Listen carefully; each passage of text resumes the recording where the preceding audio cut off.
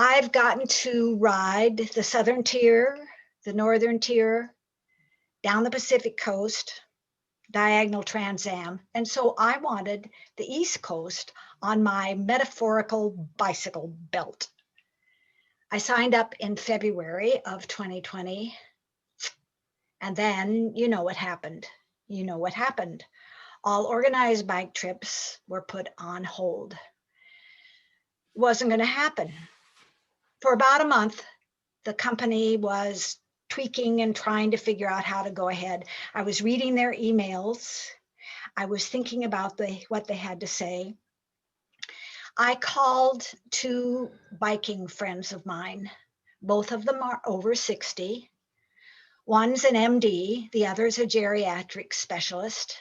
I wanted their take on riding for several weeks with a group of cyclists, staying in hotels, eating in restaurants. I listened to what they know me. So I thought, here's what I thought I was going to get. Yes, Lynn, you're very healthy. You'll be plenty strong by the time the ride starts. Keep distance from people and go for it. That's not what I heard. Not at all. I soaked in what they had to say about the riding. I soaked in what they had to say about conditions. And I cried because I had to drop out. I contacted the company and said I wasn't going to go. Others began contacting, and as the company realized this was a real health hazard, they canceled a trip. I was so disappointed and discouraged. I felt like there were no possibilities. I couldn't follow my dream. I felt like my bicycling had come to a halt. Now what? Nothing for a while. I just felt so sad for all the people that had to change their plans and their lives, some of them really big things in their lives. What I wanted wasn't going to work. Eventually, I set a mileage goal for myself so that I would make sure that I was out riding. I set a goal of 2,000 miles for the bike season, and I got it. I was riding small roads in my area and bike trails. It wasn't as exciting as coming down the East Coast, but I was riding. And it's important not to lose things that matter. And biking matters to me. Biking somehow feeds my soul. Things might have a different configuration. You might have to do something different, but it's important to keep doing. Having a sense of purpose matters. I really noticed this in my aging peer group, that sense of purpose really is important, and it matters at any age. Did you hear me say biking feeds my soul? Biking feeds my soul. How did that come about with this wife, mom, grandma, aging, non-athletic person? I have two birthdays that are important in my bike life. The first was 12 years old when I turned 12 in Cheyenne, Wyoming. I got a bicycle for my birthday, and it was the very first bicycle I had ever had. I was from a money-strapped family with a really practical mom. She figured that by the time I was 12 years old, I'd be big enough to ride a full-size bicycle, and that bicycle would last me forever. Well, it might have, but that's not what I'm riding now. In Cheyenne, Wyoming, that's where I grew up, in Cheyenne, Wyoming, March, and my birthday is March 13th. March is a lot like it is in Minnesota, and lots of times that's still winter. So my new bike was down in the basement. I'd go down there, I'd hoist myself up onto the seat, and I'd push it out from the wall just a little bit, and I'd try to balance while it was still. I figured that if I could learn to balance while my bike was just against the wall or out a little bit, I could learn to ride really fast once I got outside. I don't remember at all about riding outside. I remember that I learned and it was fun, and I'd ride with my friends and I'd ride in the vacant lots and on my little streets. I never did use it for transportation. It was just for fun, and it really was fun. When I got to high school, I quit riding. In those days, it was not at all cool for high school girls to be riding a bicycle. So I quit. My other important bike birthday is when I turned 60 in 1999. I decided that it was really important to mark that decade birthday. It seemed awfully big. And at that time, actually, 60 seemed old. Now that I'm 81, I have a very different point of view. But at that time, it seemed like once I hit 60, I was in danger of just sliding downhill for the rest of my life if I didn't shake things up. So I needed to do that. I didn't want a party. I wanted something that would be some kind of adventure, a challenge that I could manage and fun, and I wanted it to be mine. I needed it to be mine. I was feeling kind of like I was squashing myself down in my life, that things really weren't so good. My life looked nice and shiny on the top, but underneath, it didn't feel so good, and it didn't make any sense at all. I lived in a lovely town. I had friends. I had a very successful massage therapy business. Many of my clients had been sent to me by their doctors. Our 4 children were off in the world, living their own lives. I was in a good marriage. When Bob and I were in our early 40s, we had a terrible near divorce breakup. We were able to come back together, heal, learn, establish a better marriage than we'd had when we started out. So things were good in my life. It didn't make any sense that I thought I needed something so big. I did. I had the descriptors of what I wanted, but I had no clue about what that really might be. One day I was looking in the back of a magazine and I found one of those little ads, and it said, cross-country bicycle trip run by Woman Tours. Woman Tours is a bike company that runs trips for women. Bicycle trip riding from California to Florida, women over 50, starting on March 13th. Oh, March 13th. March 13th is my birthday. This company was already planning my birthday adventure. So I signed up. I made that commitment. I had signed up in October, so I had a little bit of time to ride outside, but most of my training was in the basement on a stationary bike that had been discarded by the bike shop. During this time, I got mailings from Woman Tours, encouraging me, telling me where I needed to be when, an itinerary, what I was supposed to bring, and a clothing list. And the clothing list said that I was to bring bike shorts. I didn't want this trip to be about the trappings. I wanted it to be about the trip, not the trappings. And besides, who wants to wear bike shorts? They are so tight. And lots of times it looks like you got a diaper on underneath. Besides that, they're expensive. Nope, I wasn't going to do that. Nope. I got creative, like I do in lots of my life. I got creative. I took a pair of old sweatpants. I cut off the legs. I sewed that extra fabric in the crotch. I made my own bike shorts that did look a lot like I was wearing a diaper.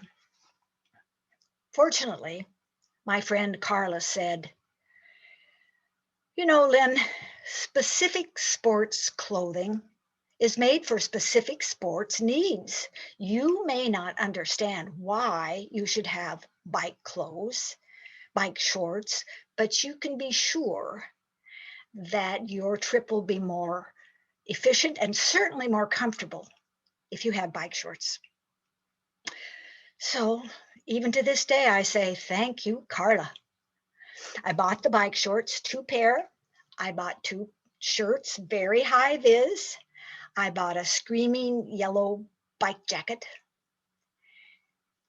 And even to this day, that's the clothing I take on a bike trip. And that amount has done it enough for any of the bike trips that I have taken. I'm glad I have those things.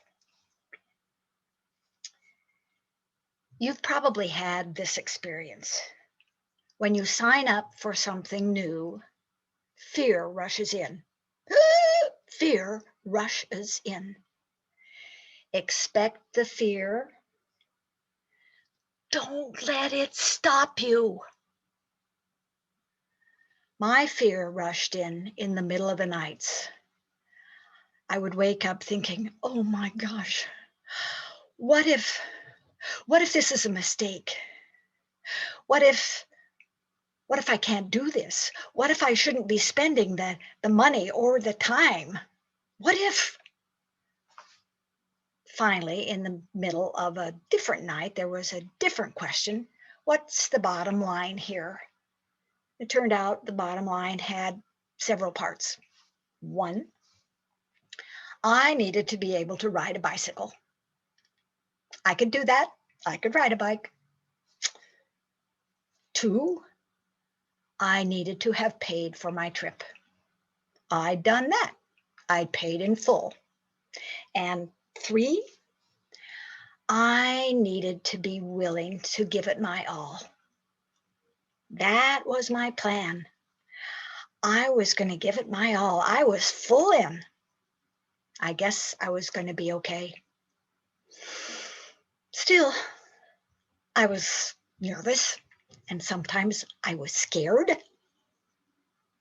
The day I left home to go to California, my friend Linda came with a good luck gift. She gave me this gift. She gave me a big hug, and now we all understand what a gift a big hug is. Linda hugged me, and I burst into tears.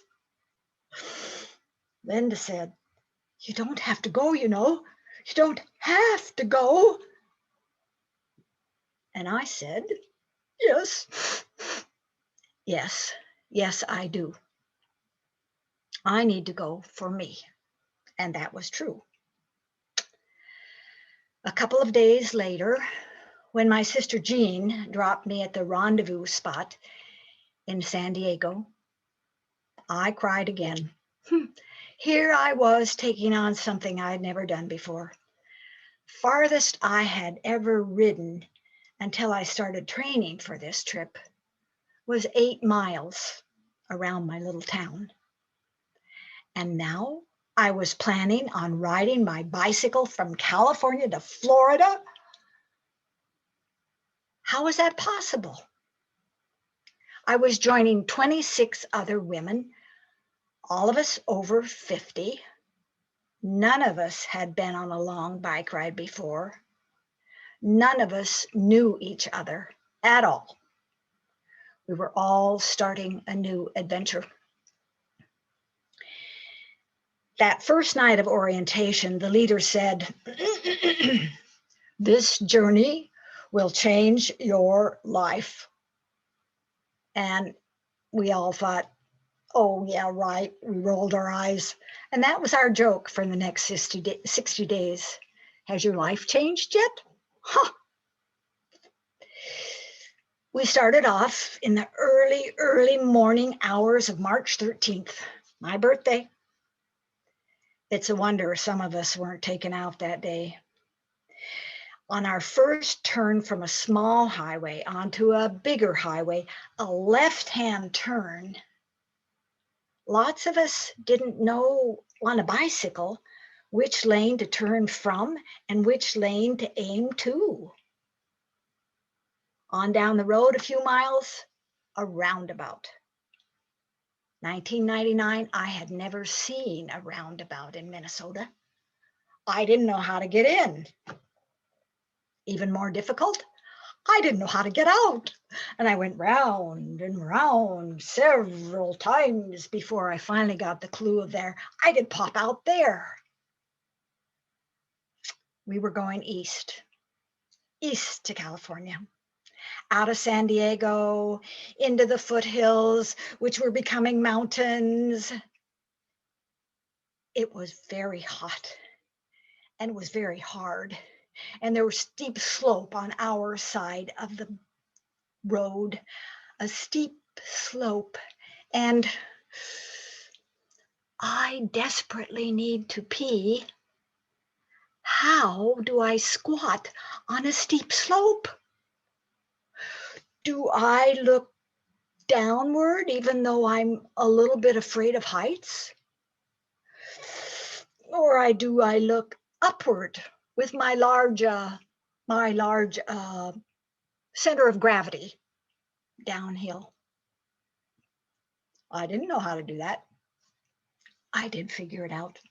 I learned a lot. I learned a lot on this trip. On this trip, there was a lot of emphasis on riding all the miles. Many of the women, some of the women, were raising funds with their riding. I was not, but I was committed to riding just as many miles as I could out of that 3,000 plus. And I rode it all with the exception of 5 miles. And those 5 miles were a very big lesson for me. That lesson came the second day. Our route that day was down a highway in the canyon that was steep and had very strong crosswinds. That morning I was standing eating breakfast with a couple of women who were very afraid about the wind, particularly. And I realized later on in the trip that they were always afraid of the wind. But that morning, they were really scared about the day's ride. And they were saying, you know, crosswinds will catch a cyclist and swoop you into the path of a semi and you'll get squashed. We can't do that. The thing to do is put your bike on top of the sag wagon and climb in the wagon and ride inside until you get to the bottom of the canyon and then start your ride there. And they were so convincing. And they were so frightened that I thought I needed to do that too. And I did. I put my bike on top of the sag wagon. I got inside. I rode in that car down to the bottom of the canyon. And that's where I started my ride. I'll never know how strong those crosswinds were. I do know I wish I had tried before I gave up on that ride. I learned that when you align yourself with fear, it very quickly becomes your own. Our little group of 27 riders was getting stronger. We were becoming a group with a real win-win attitude. The Woman Tourist Company is a very positive one to keep you on win-win. We were riding in a single focused bubble of hard work. I love the single focus of bike trips. You start today and you go to the day's destination. And you start the day and you go to the day's destination.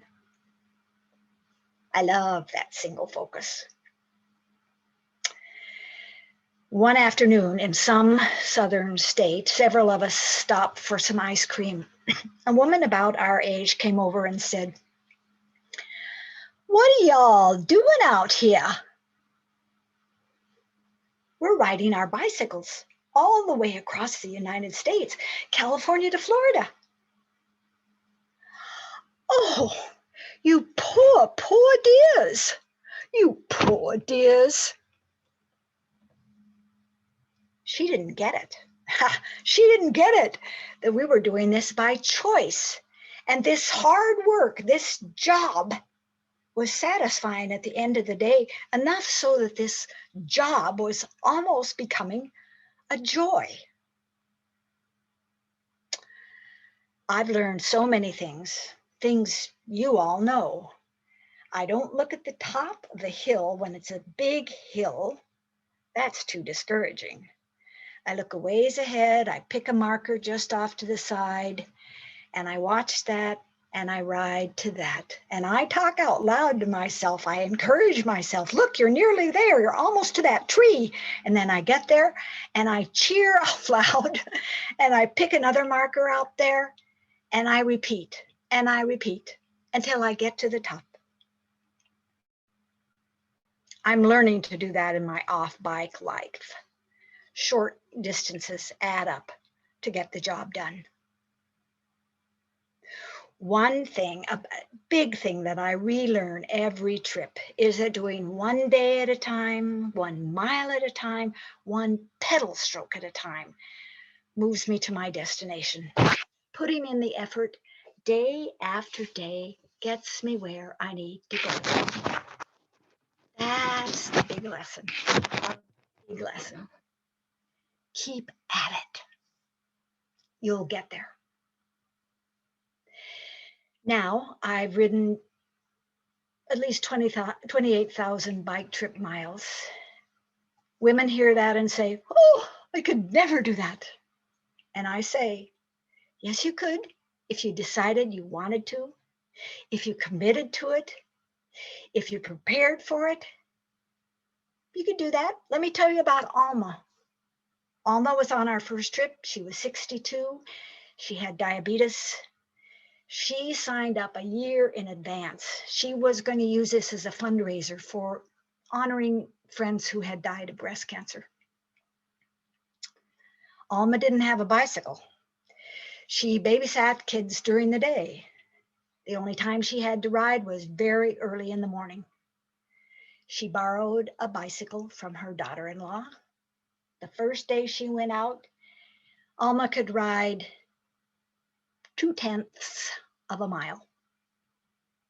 0.2 mile.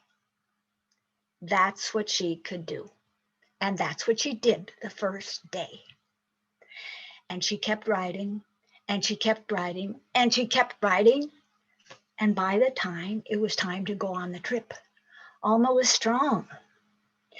She'd been able to go off of all her diabetes medicine. That consistent exercise had made a vast difference in her health.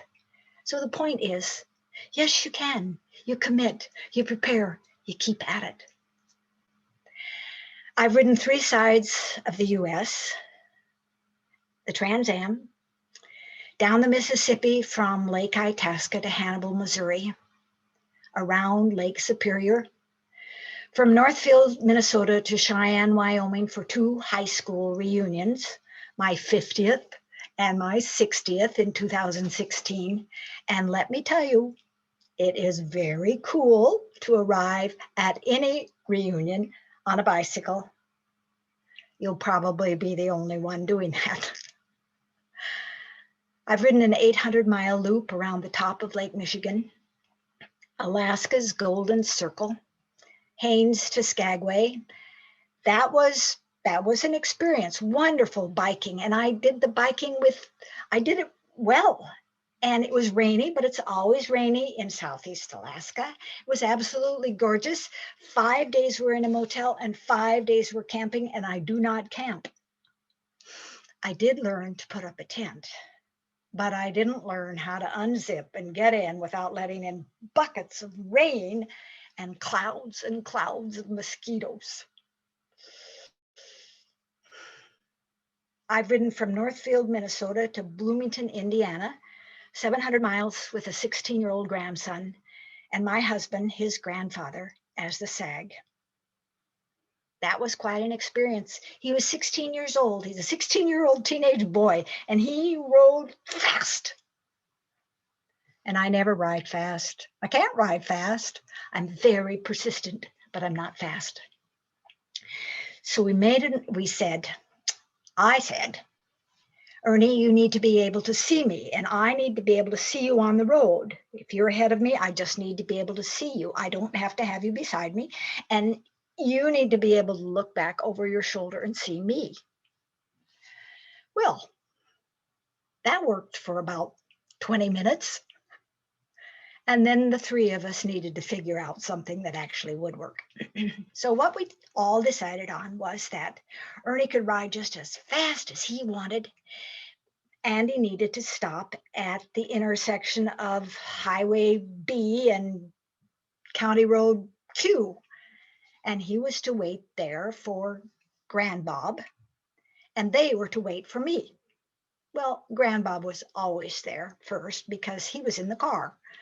And Ernie would get there, and those two guys had 20 minutes together several times a day for a visit and getting to know each other.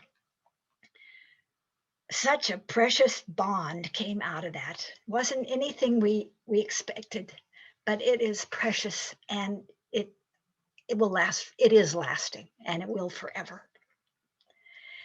I've done several unsupported 300-mile rides with my husband, Bob, a couple of rides in Great Britain, and I've ridden the Wyoming State Ride 3 times. The Wyoming Ride, the Tour de Wyoming, is the biggest group I've ever ridden with. They have 350 lottery slots. So you put your name in for a lottery slot. And if you're one of the 350 chosen, you get to go on the ride. I figured I knew the basics, even though I'd never been in that big a group. I knew to get up early, get my bag to the truck, eat some food, ride very vigilantly, on the ride very carefully. I knew those things. I was familiar with those things. What I was not familiar with, lines. Long lines for food. Long lines for the porta potty, for the biffy. Standing in line as I wait for the biffy. Line is so long that it really seems iffy. Will it move fast enough with enough speed that I can attend to this pressure-filled need? Ooh! In the Midwest, there are cornfields. In some states, small towns. The Wyoming prairies has sight lines so clear. I'd better wait right here. On one of those Wyoming rides, I was invited to be a speaker for an evening program. I talked about starting to do long rides when I was 60 years old, how I was scared, how I didn't know anybody, how I cried, and how I went anyway. The next day, I was pedaling slowly up a Wyoming hill, turning into a mountain. A woman cyclist zipped by me. She glanced over her shoulder. She made a U-turn. She came alongside. Are you that lady who talked last night? It's hard to tell with bike helmets and dark glasses. Yeah, I'm that lady. I want to tell you what happened. After your talk, I called my son. He's 12 years old. He's in Denver. He's supposed to go to camp today. He told me last night he's not going to go. He's scared. He doesn't know anybody. And then he started to cry. I told him I had heard this lady talk. This lady talked about starting long rides when she was 60 years old. She was scared. She didn't know anybody. She cried, and she went anyway. I could hear my son sniffling. Pretty soon he said, "I'll think about it." And he hung up. The next day, again, I'm riding up a Wyoming hill, turning into a mountain. Here comes the bike, zipping by, makes a U-turn, comes alongside me. I want to tell you what happened. I called my son last night. He was at camp. He told me he thought about it, and he thought, if that lady who was 60 years old and she was scared and she cried and she didn't know anybody and she went anyway, if she was 60 years old and she could do that, I could go to camp. Folks, you never will be the prompt for somebody else's reaching further. People who are encouraged to hear what you have done, lets them know things are possible for them too. Tell your story. You know that it doesn't matter when you start. It matters that you begin. Your example of expanding your life with bike rides, short ones, longer ones, it can spark the start of something for somebody else. So tell your story.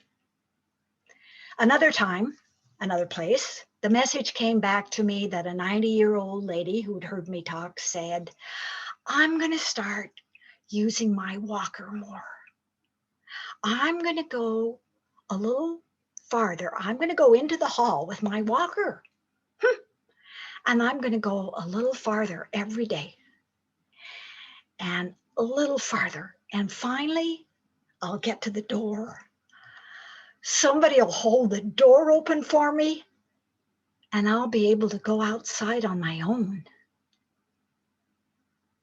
Wow. That's what I want for me and for each of us.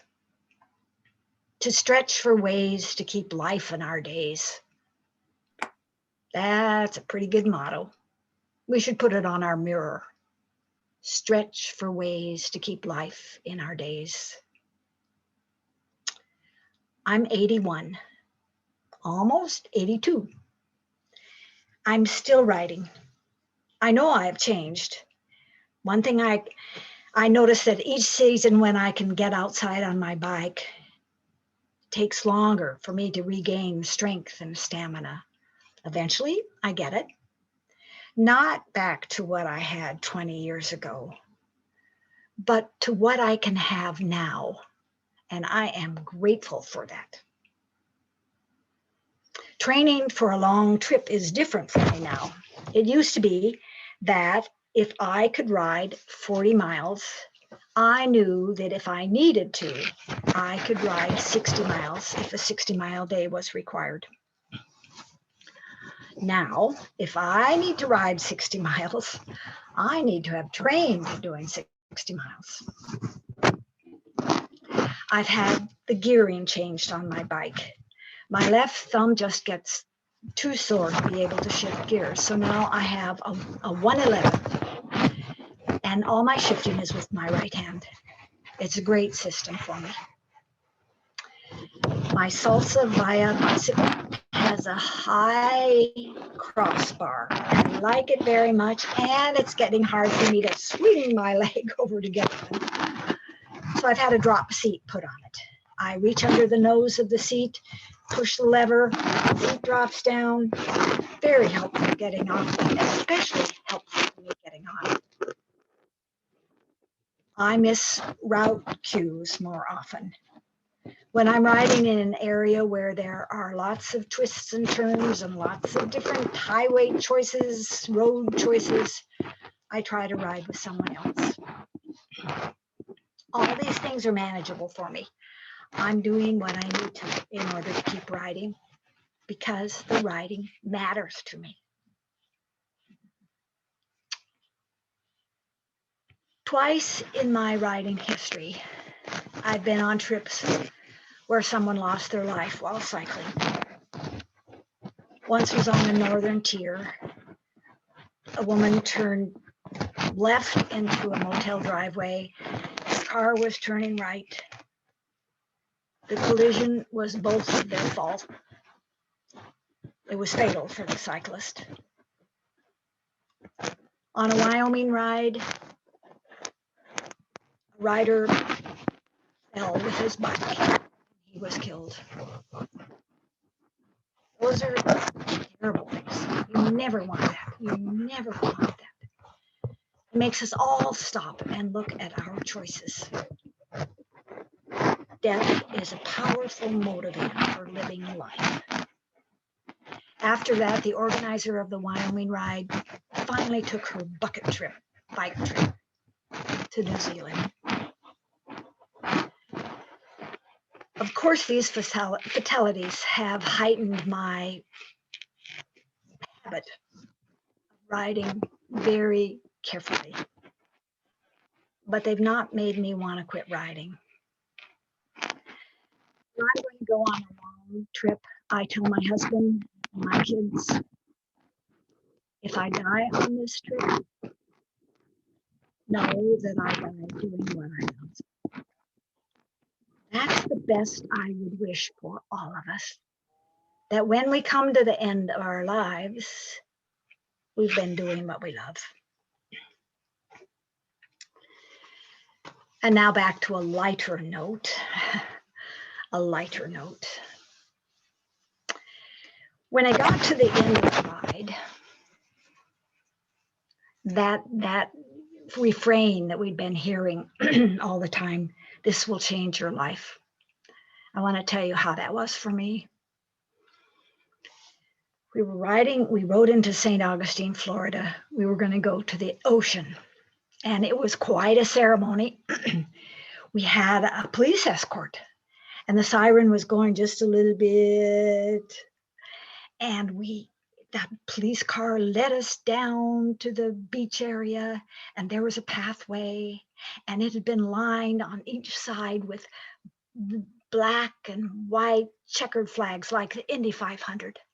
So we made our way along this pathway down to the ocean, and oh, what a ritual.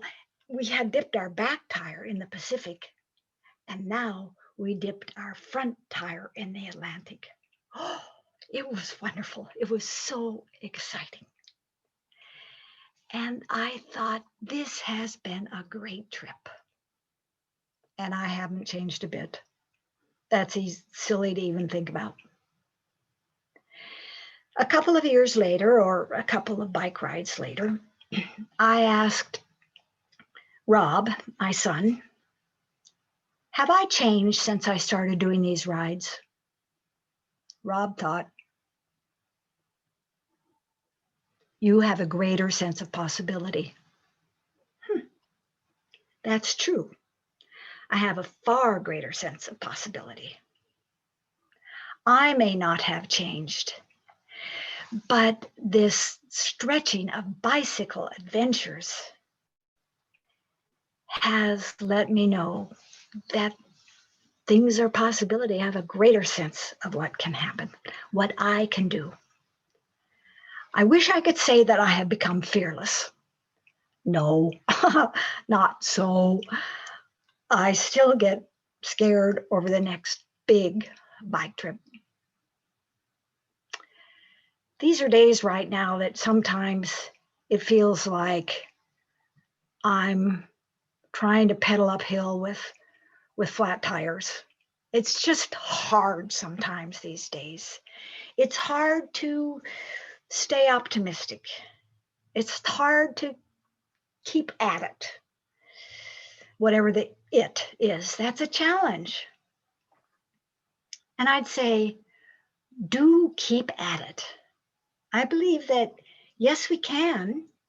If we make a commitment, find humor in the hard stuff, get help, get lots of help, connect with others, and recommit. Recommit as often as you need to. We're not hibernating, you know. We have each day. Even with the pandemic, each day is like a bike trip. The day's effort gets us to the day's destination. Cool, huh? We get to live our days. Taking on something bigger than I thought I could do opened horizons for me. My biking stories are a metaphor for expanding oneself in life, for engaging in life. Things are possible for us. Keep believing in yourself. Yes, I think you can. Yes, you can. And before I wrap up, I'd like to ask you to visit my website. I'd like you to sign in. I'd like you to go there so you can read and so that you can come along with me. I would like that very much. And if any of you have a story you want to tell me about your adventures, your challenges, what you had to shut down in 2020, send me an email. It's yesithinkican@hotmail.com. I'd like that. And now I'm out here riding my bike. And when I need to, I will ride a trike.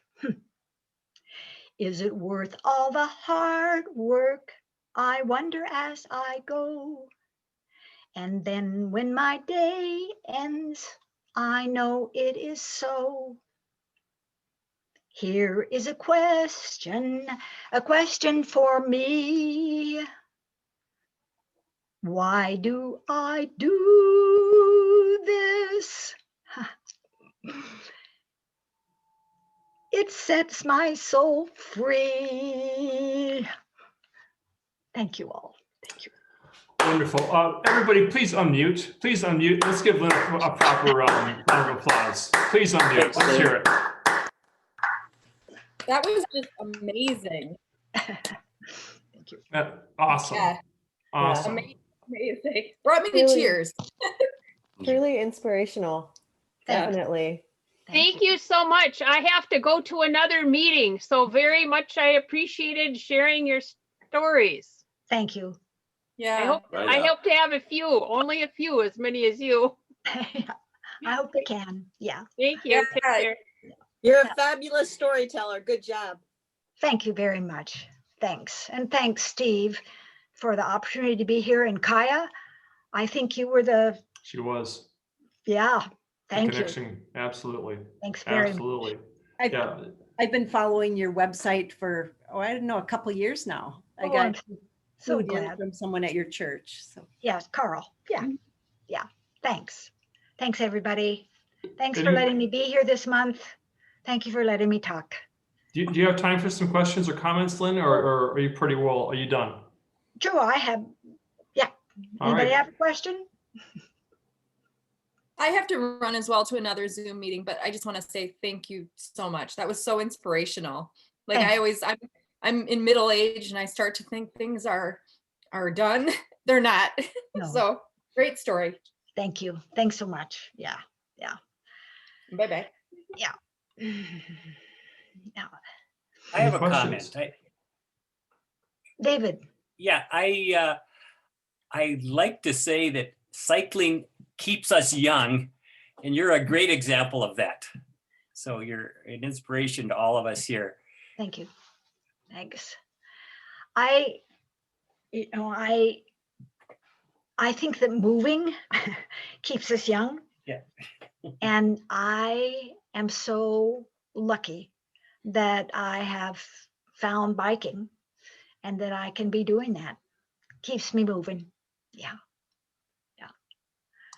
I have a pragmatic question, Lynn. I teach an occasional class in bike touring, and all of us receive questions. And most common question or comment and then question I get is, my bum hurts a lot. And it's not even when they're waiting for the porta potty to open up, if you know what I mean.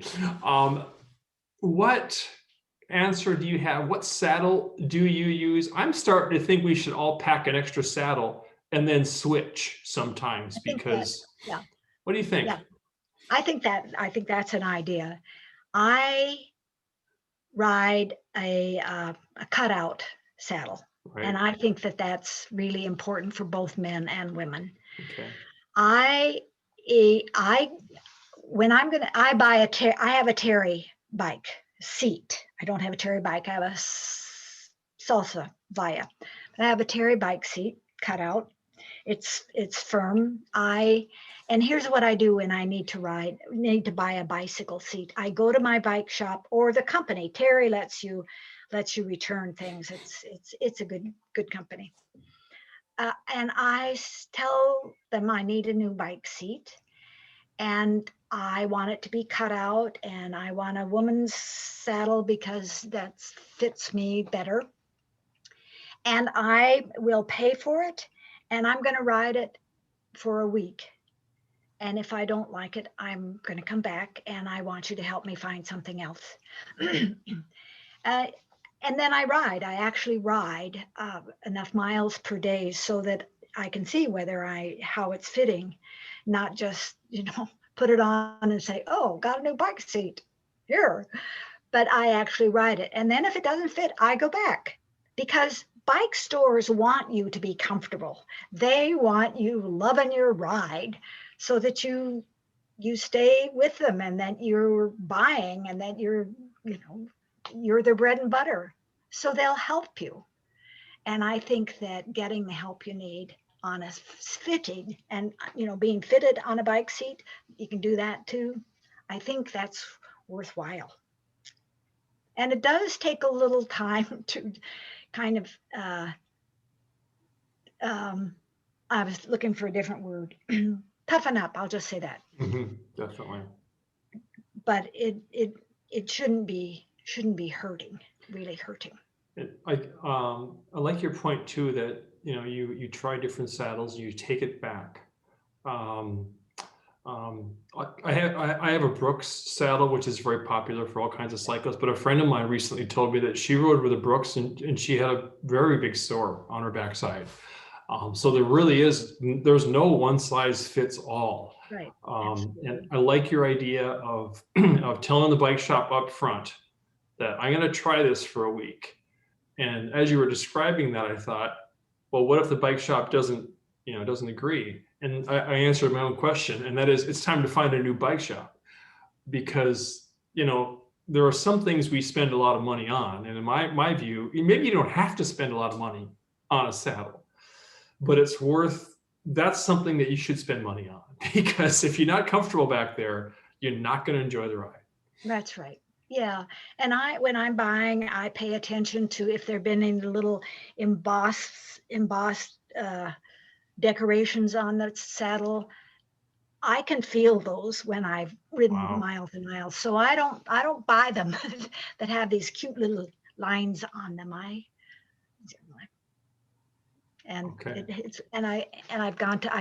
bought one at REI one time and said the same thing, and I actually did take it back.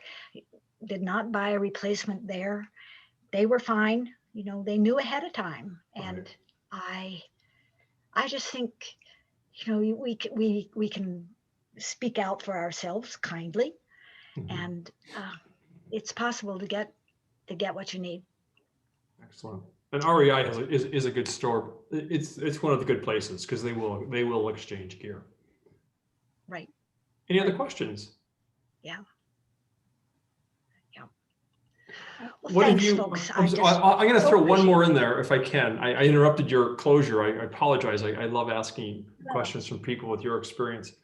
What have you learned for gear or succeeding recently?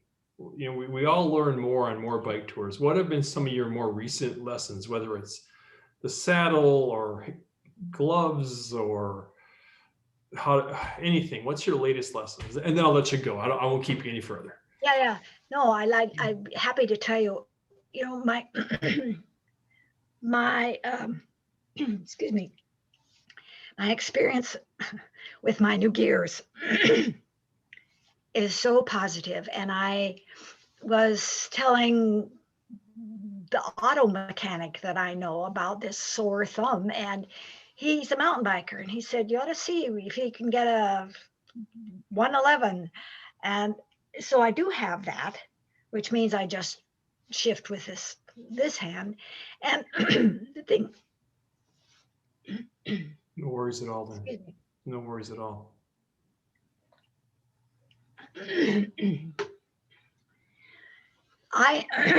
You know, if I were the bike maker of the world, I'd put those on kids' bikes because it would mean you could use a gearing, you could use the help from gears without having to learn how to do this one with this one with this one, which isn't hard for everybody and isn't hard for every kid, but there are kids for whom that is difficult. Okay. So I would do that.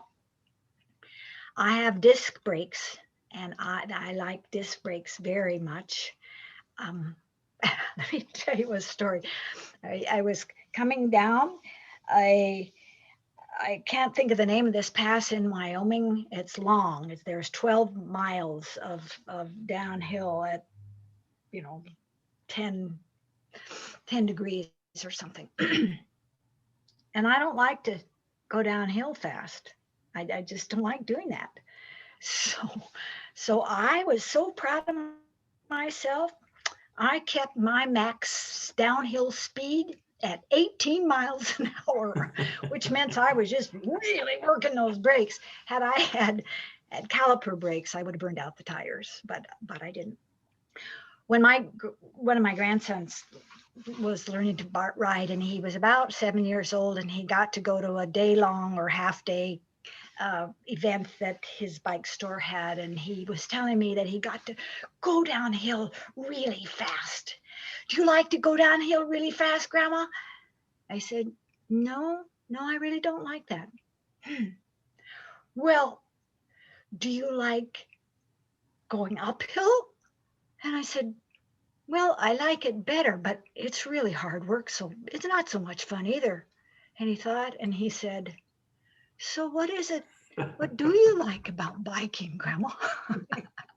Yeah.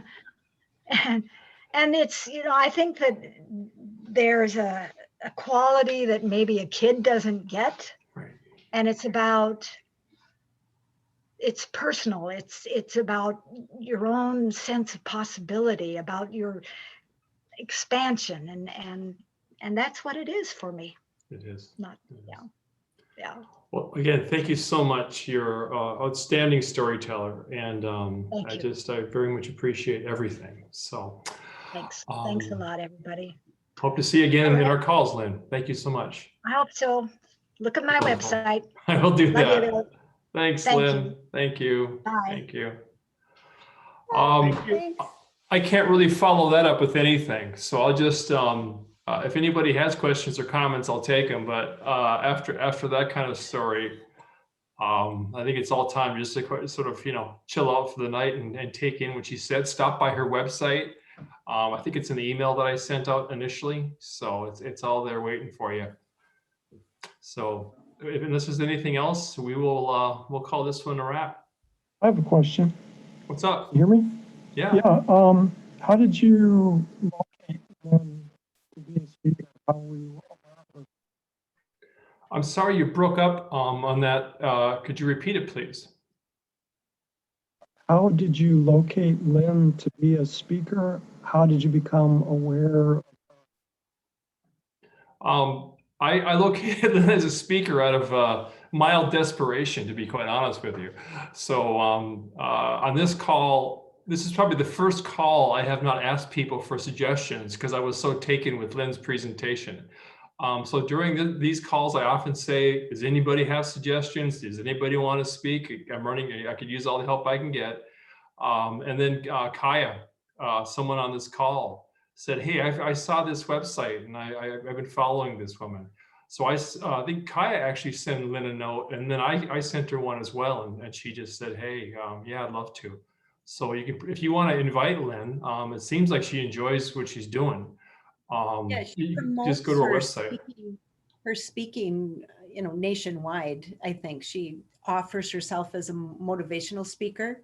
So she's on that track. Yeah. So catching a specific group of cyclists like this isn't her usual crowd, but I think that caught her interest in joining this little group. Absolutely, I think so. And Kaya, you sure helped us out with this one. That was great. Yeah, and it's funny because I met her because I'm also a massage therapist. Oh, I It see. wasn't about cycling. Right.